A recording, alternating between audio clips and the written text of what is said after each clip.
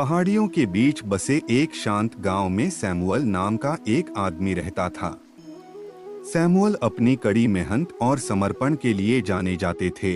वह अपनी कार्यशाला में जटिल लकड़ी के खिलौने बनाने में अनगिनत घंटे बिताते थे। उनकी रचनाएं बहुतों को पसंद थीं, लेकिन सैमुअल अक्सर खुद को अपने काम में इतना तल्लीन पाते थे कि वह जीवन के साधारण सुखों का आनंद लेना भूल जाते थे। एक शाम सैमुअल अपनी मंद रोशनी वाली वर्कशॉप में अकेले बैठा था। उसके चारों ओर आधे अधूरे प्रोजेक्ट थे और घड़ी की टिक टिक की धीमी आवाज आ रही थी। उसे पश्चाताप की वेदना महसूस हुई। अपनी सफलता और अपने खिलौनों के लिए मिली प्रशंसा के बावजूद सैमुअल को लगा कि कुछ कमी है। उसके दिन दिनचर्या की धुंध में घुल गए और उसे एहसास हुआ कि वह वास्तव में जीवित नहीं था।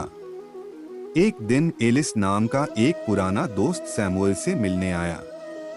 एलिस ने दूर दूर तक यात्रा की थी। उसका जीवन रोमांच, हंसी और गहरे संबंधों का एक चित्रपट था।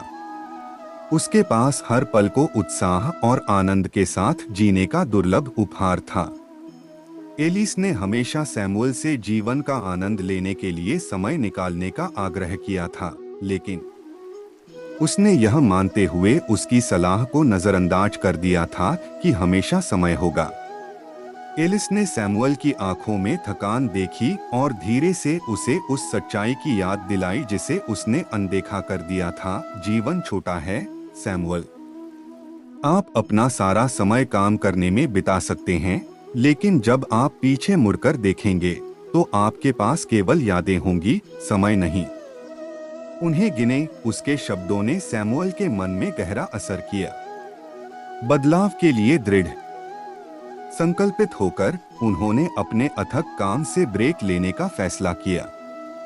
वह गांव में गया, उन स्थानों की खोज की जिन्हें उसने कभी नहीं देखा था और पुराने दोस्तों के साथ फिर से जुड़ा। सैमुअल ने सूर्योदय में सुंदरता देखना शुरू कर दिया, सहज हंसी में खुशी पाई और शांति के क्षणों को संजोया। प्रत्येक दिन नई यादें बनाने का अवसर बन गया। वह खुलकर हंसे, चुनौतियों को स्वीकार किया और छोटी छोटी जीतों का जश्न मनाया। सैमुअल ने सीखा कि मुस्कुराहट के साथ जीना केवल क्षणभंगुर खुशी के बारे में नहीं है, यह जीवन की समृद्धि को कृतज्ञता और आश्चर्य के साथ अपनाने के बारे में था। वर्षों बाद जब सैमुअल ने अपने जीवन पर नजर डाली तो उसे एहसास हुआ कि एलिस की बुद्धिमत्ता ने उसे बदल दिया है।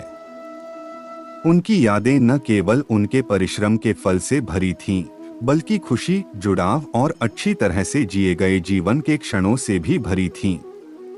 सैमुअल को डोट समझ आ गया था कि जीवन का असली माप इसमें नहीं है कि हमारे पास कितना समय है, बल्कि इसमें है कि हम उस समय को सार्थक और यादगार पलों से कैसे भरते हैं। अंत में सैमुअल ने पाया कि सबसे बड़ा उपहार समय संचय करना नहीं है, बल्कि इसे पूरी तरह और खुशी से जीना है। अपने पीछे मुस्कुराहट और संजोई यादों की विरासत छोड़ना है।